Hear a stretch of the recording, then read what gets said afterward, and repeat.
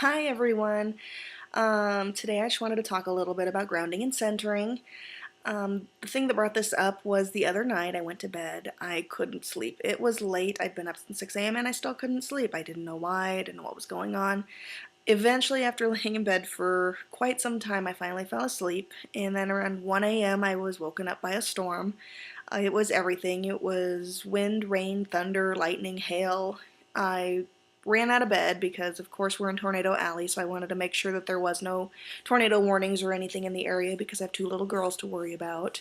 There wasn't, so I stayed up until the storm passed, and then I went back to bed. Shortly after, my 3-year-old daughter jumped in bed with me. I had forgotten to close the closet door, so she was scared of monsters. Well, needless to say, I didn't get very much sleep that night. I thought about it, and what I figured out was each of those three things had one thing in common, and that was energy. In the when I first went to sleep, there was some kind of energy going on. It may have been the impending storm coming.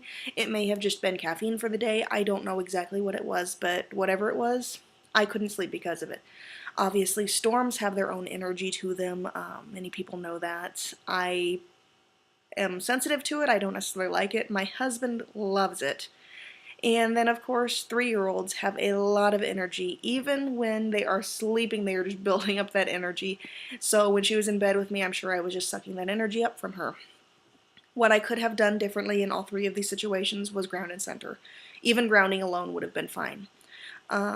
However, I kind of want to go over what those things are because what I found is they mean different things to different people. So first of all, what is grounding? Grounding is the process of being fully aware of ourselves and connecting to the earth. I kind of compare it to being similar to how a grounding wire connects to the earth.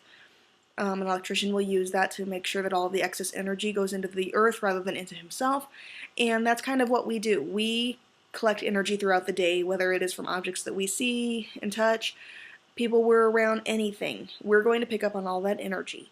So we need to find a way to release it. Releasing it to the earth is one of the best ways to do it. We do that by grounding. There's a few different ways to ground. Some of my favorites is to hold a hematite in your hand. That works great for me. It always has.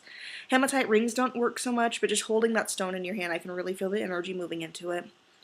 Another thing that people do is a tree meditation where they visualize the roots going into the ground from their feet, and then they can release the energy that way. They can reach out their branches to obtain some more energy, and it's just a really good movement and flow of energy that way. Obviously, when you're done grounding, you always want to make sure that you don't take any more than what you need and that you leave all of the excess to the earth to do what she will with it. Then we move on to centering. Some people view grounding and centering as the same thing. I do not view that. I do not have quite the grasp on centering that I do with grounding. The way that I view centering is that it is bringing your body, your physical body and your spiritual body together as one. I have heard some people say that bringing focus to your true self is what centering is all about. I disagree with this. The reason I disagree with this is because if I haven't found my true self yet, how am I going to be able to focus on it? I'm going to end up focusing on something that I'm searching for. The reason I say that is because I define the true self as kind of the core of who we are. It's when we're soul searching, it's that thing that we're looking for when somebody says, I need to take a break because I have to find myself. That's probably what it is they're looking for. Whether they find it or not is another thing. That's kind of what I view a spiritual journey as. Is it's your journey to go find that true self. A Buddhist, if somebody has achieved the title of Buddha, they may have found that true self. That may be what I'm talking about. A Buddha is an enlightened one. They're someone who has been enlightened. So everyone has a different view of what centering is. I guess mine is a little bit unclear, but I do know that I disagree with the fact that, or with the statement that it is focusing on your true self. I stick with the view that it is bringing the physical body and the spiritual body together.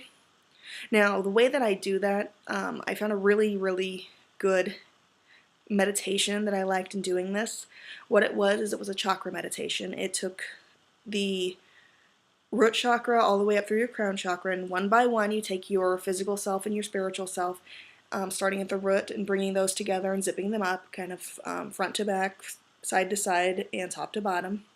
Then you move up to each one of your chakras, and you do that with until you reach the crown, at which point your entire body should then be zipped up from your physical and your spiritual. I really kind of like that one.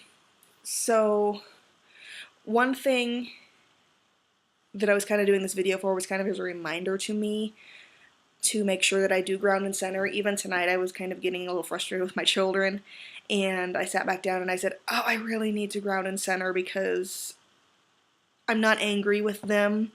I'm just stressed through the day trying to do homework, get things done, and when they're tired, they get cranky, and when I'm tired, I get cranky, so we're just kind of butting heads.